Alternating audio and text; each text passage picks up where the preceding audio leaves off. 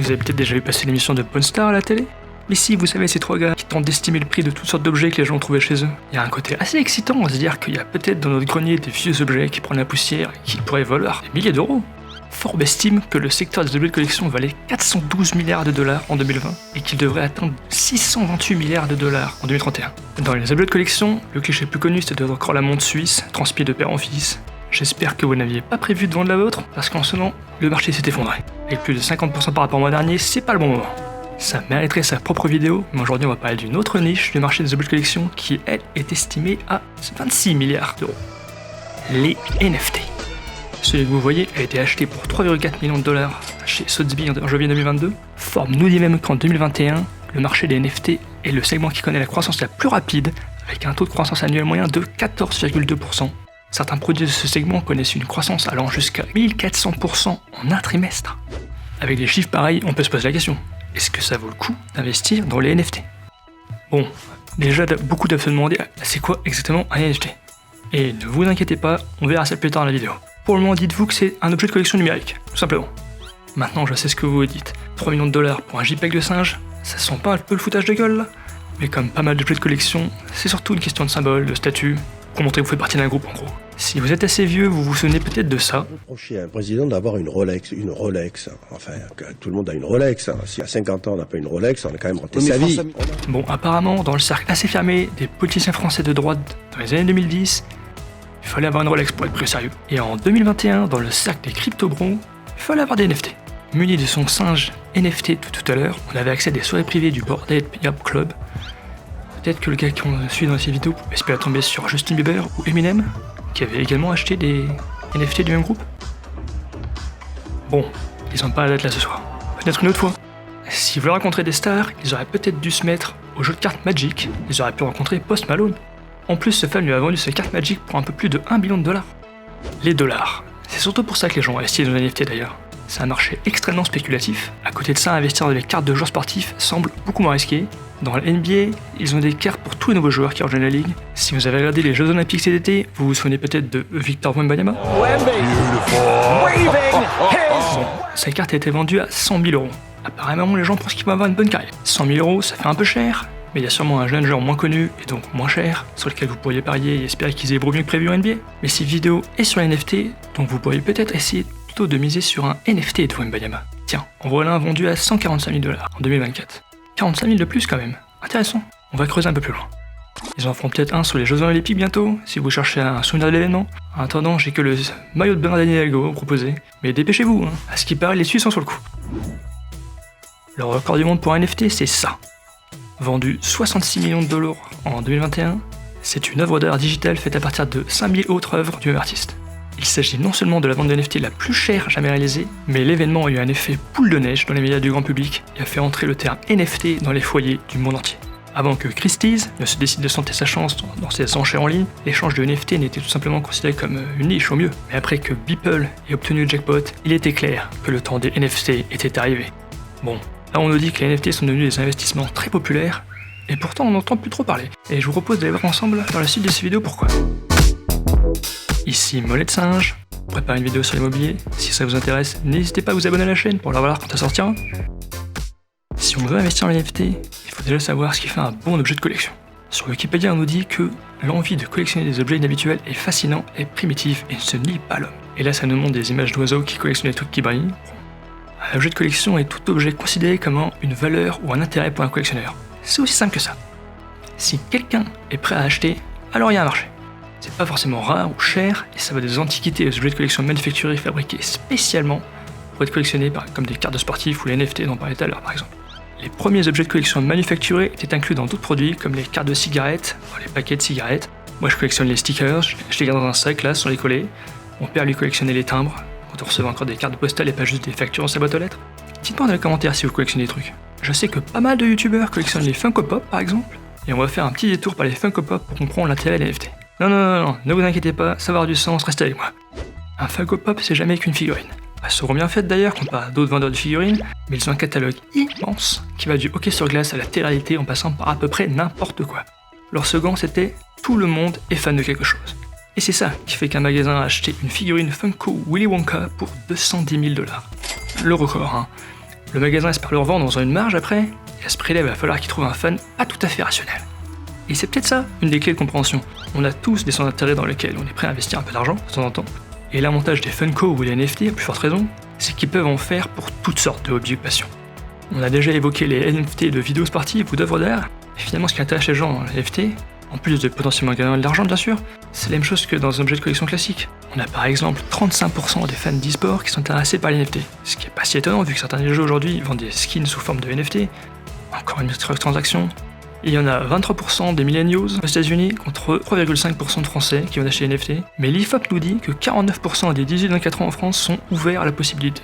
Je sais pas de quand date l'article, mais restez jusqu'à la fin de la vidéo si vous voulez acheter les NFT, vous allez peut-être changer d'avis. On va maintenant répondre à la question, c'est quoi un NFT exactement?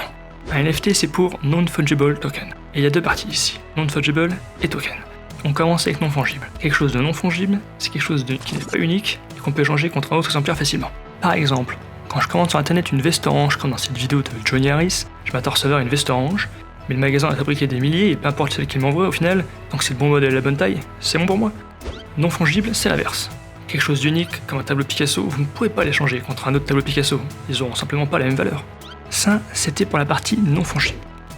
Pour la partie token, essayez de voir une banque. Alors je dis transactions bancaires, si j'achète de la pizza pour 6 €, ça va être débité de mon compte pour être ensuite crédité dans le compte du vendeur de pizza.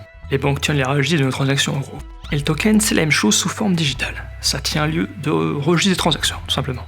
Et pour rendre ce fichier unique, ils utilisent la même technologie que dans les crypto-monnaies, c'est-à-dire la blockchain. Donc on a donc des milliers d'ordinateurs qui calculent pour fournir ces blockchains, avec les problèmes écologiques qu'on connaît, parce que tous ces ordinateurs qui calculent, ça consomme énormément d'électricité pour fournir ces preuves de calcul.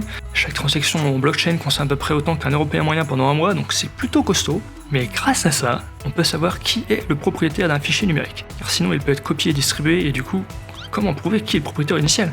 Surtout lorsque personne ne possède une copie identique du fichier. Il est impossible de noter que l'œuvre d'art elle-même n'est pas stockée dans NFT ou la blockchain, et que vous ne la possédez pas non plus, sous forme physique. La plupart du temps, tout le monde peut télécharger une copie gratuitement, avec un clic droit, clic gauche. Le NFT, lui, ne représente que la propriété, et celle-ci est enregistrée dans une blockchain, de sorte que personne ne peut l'altérer. Encore plus bizarre, alors que le propriétaire du jeton possède l'œuvre d'art originale, le créateur conserve le droit d'auteur et donc les droits de reproduction. Il peut les imprimer, les vendre, il peut en faire ce qu'il veut. Après, le concept est devenu assez flou. Il y a des artistes comme Damien Hirst qui proposaient des collections d'œuvres d'art où vous pouviez posséder le tableau physique et aussi les NFT. Et après 1 an, il vous demandait lesquels des deux vous voulez garder. Et brûler l'autre, juste comme ça. Les Bored Ape dont on parlait tout à l'heure, eux c'est pareil, ils offraient l'image en plus du NFT, du coup vous aviez les deux. Mais c'est pas le cas de tous. La plupart ils sont juste stockés sur un serveur et si un jour le serveur est discontinué, ça renverra sur un lien 404. On a même Binance, un des plus gros sites consacrés aux NFT, qui nous balance ça sur Twitter. Les types comprennent même pas ce qu'ils vendent. Enfin, un NFT peut même être programmé pour donner des royalties à son créateur à chaque fois qu'il change de main. C'est comme ça que beaucoup de créateurs le vendaient à des artistes, faire essayer de fabriquer des NFT à partir de leurs œuvres. Je vous ai même trouvé une petite vidéo qui montre comment marche cette partie royalties.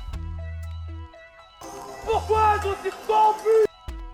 Bon, il est temps de regarder plus près si les NFT sont de la monnaie de singe ou s'il y a du vrai pognon là-dedans. Hop, on voit que la moitié des NFT vendus en 2021 ne dépassait pas les 200 $. Si on regarde les graphes, on voit même qu'en 2021, le CAC 40 fait 31%, ce qui est incroyable. Quand on sait que dans les 33 dernières années, il faisait en moyenne 7,7%, et à côté, les NFT ont fait 300% selon Morning Brew. C'est des retours tout simplement fous. Mais arrive début 2022, et après avoir battu les records et dépensé le prix d'une maison avec vue mer pour acheter un NFT Nyan Cat, les acheteurs commencent à se demander si les NFT ne sont peut-être pas sur une bulle spéculative, qui s'apprête à exploser avec eux dedans. Bref. Tout le monde veut retirer sa mise au même moment, et c'est la chute.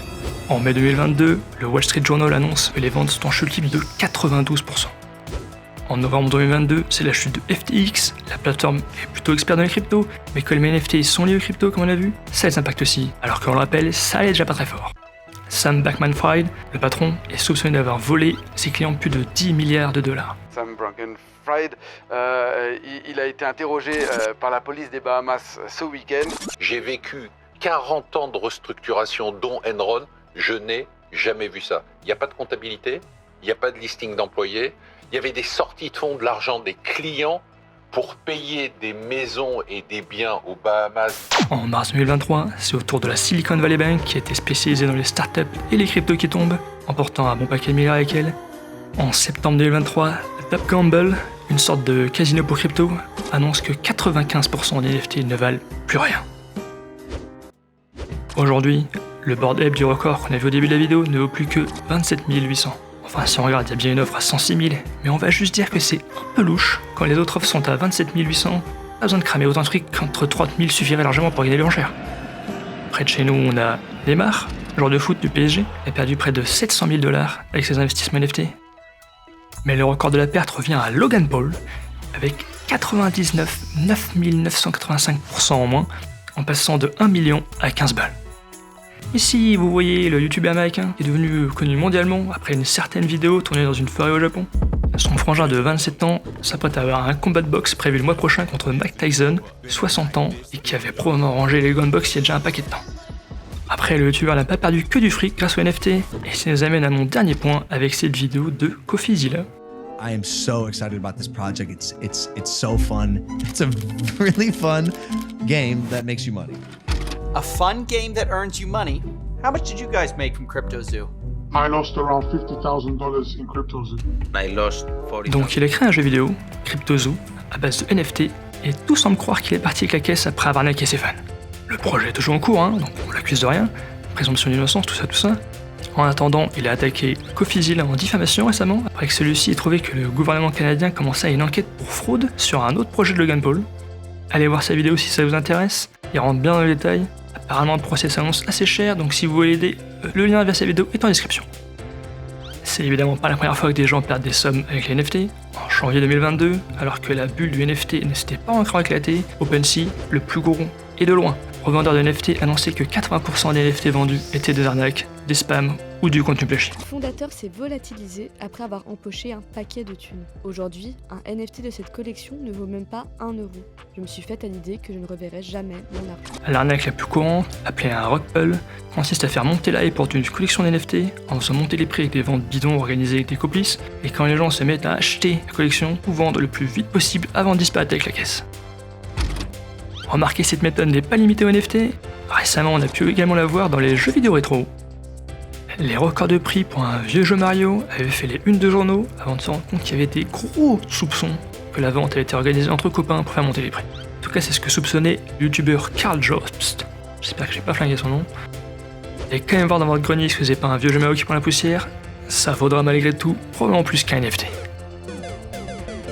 En conclusion, investir dans les NFT semble une très mauvaise idée. Le marché est rempli d'arnaqueurs, et même si vous avez de la chance de tomber sur un vrai NFT, vous aurez du mal à leur vendre vu que les ventes sont de ton calme plat.